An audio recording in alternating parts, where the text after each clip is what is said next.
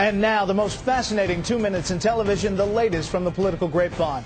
22 of the 36 states facing budget deficits this fiscal year are increasing spending. Yes, increasing.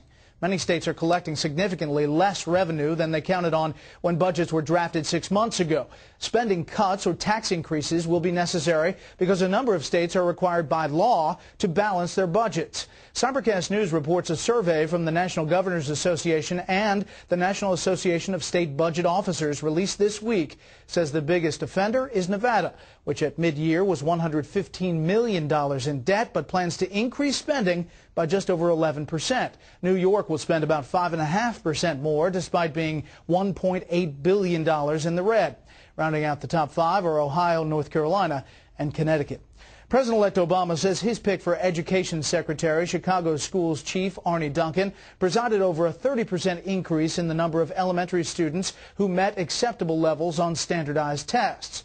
But a Cybercast News analysis of Education Department statistics indicates only 17% of Chicago 8th graders tested at or above grade level in reading in 2007. In contrast, 29% of 8th graders across the country scored at or above grade level reading that year. The report says Chicago's schools consistently performed below the national average in reading, writing, and math during Duncan's tenure.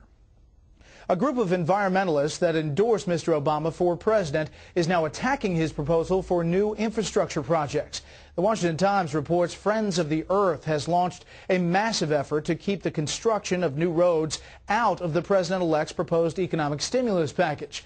The group also launched a website called roadtonowhere.org. Quote, more roads mean more pollution and more dependence on oil, hurting our economy, security, and climate. President-elect and congressional Democrats have made building roads, bridges, and schools a major part of a proposed stimulus that could cost up to $1 trillion.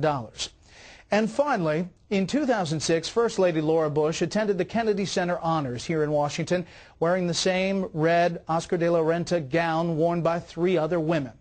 So the Washington Times reports that if you plan on attending any of the balls during Inauguration Week and do not want to be caught in the same awkward situation, you should register your dress.